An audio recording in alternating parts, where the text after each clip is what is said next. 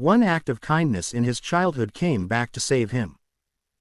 The memory, like a faded photograph, often flickered at the edges of Daniel's mind, a brief warmth against the chill of his present reality. He was 10, a skinny kid with perpetually scuffed knees and a heart brimming with an innocent joy that the harsh realities of his life couldn't quite extinguish. It was a rainy afternoon, the kind that turned the dusty streets of his small town into muddy rivers. He was hurrying home, clutching a worn-out library book, when he saw the old woman struggling. Mrs. Gable, her face a roadmap of wrinkles and her eyes usually twinkling with a gentle humor, was wrestling with a heavy bag of groceries. The paper handles looked ready to give way any second, and her frail frame seemed to buckle under the weight. Most people hurried past, intent on escaping the downpour. But something in Mrs. Gable's obvious distress tugged at Daniel. Without a second thought, he abandoned his race home and approached her. "Can I help you, Mrs. Gable?" he asked, his voice a little breathless. Her surprise was evident in the slight widening of her eyes. "Oh, Daniel, that's very kind of you, dear." He took the heavy bag from her, the weight surprisingly substantial for its size. Together, they walked the remaining few blocks to her small cottage, the rain plastering their hair to their foreheads and soaking their clothes. Daniel, despite the discomfort, felt a quiet sense of satisfaction. When they reached her porch, Mrs. Gable insisted he come inside for a moment, offering him a warm towel and a glass of lemonade. He stayed just long enough to dry off a little and politely declined a slice of her famous apple pie, not wanting to impose. As he left, Mrs. Gable's smile was brighter than the gloomy sky. "Thank you, Daniel," she said, her voice filled with genuine warmth. "You're a good boy." He'd almost forgotten that small act of kindness. Life had a way of burying such moments under layers of subsequent experiences, both good and bad. Years had passed, filled with the usual milestones of growing up, the joys of first love, the sting of disappointment, the relentless pursuit of a career. Now, at 35, Daniel found himself facing a storm far more ferocious than that childhood downpour. His small tech startup, the culmination of years of hard work and fervent dreams, had imploded. A ruthless competitor, a sudden shift in the market, and the rug had been pulled out from under him. He'd lost everything: his business, his savings, the comfortable apartment he'd painstakingly furnished. The weight of failure was a crushing burden, the future a blurry, uncertain landscape. He'd moved back to his hometown, a place he thought he'd left behind for good, taking refuge in the spare room of his aging father's small house. The familiarity of his childhood surroundings offered a small measure of comfort, but the shame of his recent setbacks clung to him like a persistent shadow. He spent his days sending out countless resumes, each rejection a fresh prick of despair. Hope, once a vibrant flame, was now a flickering ember. One particularly disheartening afternoon, after another fruitless interview, Daniel found himself wandering aimlessly through the town. He passed familiar landmarks, the old movie theater, the park where he'd spent countless hours as a child. He ended up on the street where Mrs. Gable's cottage still stood, looking just as charming as he remembered, its small garden overflowing with colorful blooms. He hesitated for a moment, a vague impulse drawing him closer. He hadn't seen Mrs. Gable in years. He wondered if she still lived there, if she would even remember him. He was about to turn away when he saw her tending her roses in the front yard, her movements slower now, her hair whiter, but her smile still possessing that same gentle warmth. A surge of something akin to nostalgia, a yearning for a simpler time, propelled him forward. "Mrs. Gable," he called out, his voice a little rusty from disuse. She looked up. Her eyes, though a little cloudier with age, still held a spark of recognition. A slow smile spread across her wrinkled face. "Daniel, is that really you? My goodness, how you've grown." They spent the next hour chatting on her porch, the years melting away as they reminisced about the town, about his childhood. He found himself telling her, in simple terms, about his recent misfortunes, the collapse of his business, the uncertainty of his future. He hadn't intended to burden her, but her kind eyes and gentle demeanor seemed to invite his honesty. Mrs. Gable listened patiently, her hand resting lightly on his arm. When he finished, a thoughtful silence hung in the air. Then, she said, her voice soft but firm, "Daniel, you were a good boy then, and I can see you're a good man now, just going through a rough patch." Her simple words, devoid of judgment or pity, were strangely comforting. It was as if a weight had lifted, just a fraction, from his shoulders. As he was about to leave, Mrs. Gable's eyes twinkled. "You know, Daniel," she said, a mischievous smile playing on her lips, "I might just have something that could help you. Have you ever had a seemingly insignificant act of kindness from your past resurface in an unexpected and meaningful way?" "What was the situation?" Mrs. Gable led him inside her cottage, the familiar scent of lavender and old wood filling the air. She moved slowly but deliberately, her steps measured. She disappeared into another room and returned a few moments later, holding a small, worn wooden box.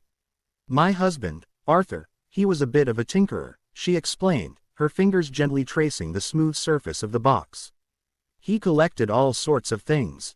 After he passed, I kept some of his favorites." She opened the box, revealing an assortment of old tools, tarnished coins, and yellowed papers. She rummaged through them for a moment before her fingers closed around a folded piece of paper. "Arthur always believed in helping young people with their dreams," she said, unfolding the paper carefully. "Years ago, he set up a small, anonymous fund to support promising young entrepreneurs in town. It hasn't been used in a while." Daniel stared at the paper in her hand, his mind struggling to grasp what she was implying. Mrs. Gable's eyes met his, a knowing look in their depths. "Daniel, I remember you. You were always tinkering with things as a boy, always building and creating. That spark hasn't gone out, has it?" A flicker of hope, a tiny ember he thought had been extinguished, began to glow within him. She handed him the paper. It outlined the criteria for accessing the fund, surprisingly simple and focused on genuine passion and a viable idea. The amount wasn't huge, but it was enough to give him a second chance, a small seed to plant in the barren ground of his present circumstances. Tears welled in Daniel's eyes, a mixture of disbelief and overwhelming gratitude. This small act of kindness, a seed planted in his childhood when he'd simply helped an old woman with her groceries, had lain dormant, waiting for the right moment to bloom. Now, years later, it was offering him a lifeline, a way to pull himself back from the brink. "Mrs. Gable," he stammered, his voice thick with emotion. I don't know what to say." Her gentle smile radiated warmth. "Just promise me you'll use it wisely, Daniel." Arthur would have liked that.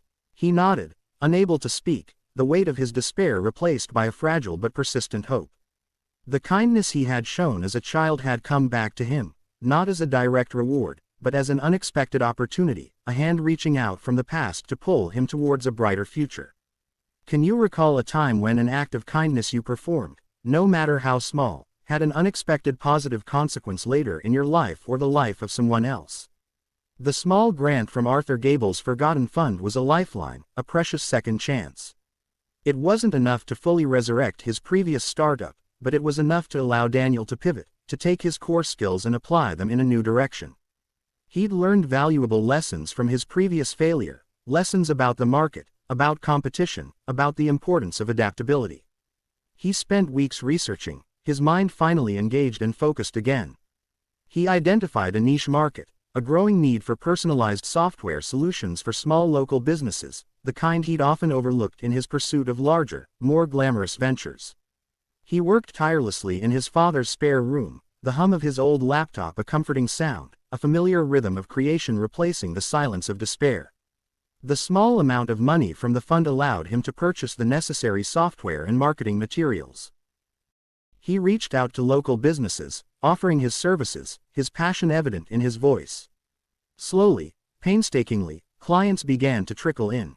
A small bakery needed a custom inventory system, a local bookstore wanted an online presence, a fledgling landscaping company required a streamlined scheduling tool. Each small success fueled his determination, each satisfied client a validation of his renewed purpose. He worked long hours, driven not just by the need to rebuild his financial stability, but by a deeper sense of gratitude and a desire to honor the unexpected gift he had received. He often visited Mrs. Gable, sharing his progress, her gentle encouragement a constant source of strength. She would listen with a quiet smile, her eyes filled with a knowing wisdom. She never asked for anything in return, her joy stemming solely from seeing him back on his feet. As his business grew, Daniel never forgot the kindness that had saved him. He made it a point to offer his services at a reduced rate to other struggling small businesses in town, paying forward the generosity he had received. He also became a quiet supporter of local initiatives aimed at helping aspiring entrepreneurs. Years passed. Daniel's new venture thrived, becoming a respected and successful business in the community. He moved out of his father's spare room and into a small office space downtown, a tangible symbol of his renewed success. The weight of his past failure still lingered, a reminder of the fragility of success, but it no longer defined him. It had become a chapter in his story, a testament to the unexpected power of human kindness. He often thought about that rainy afternoon, a small boy offering help to an elderly woman.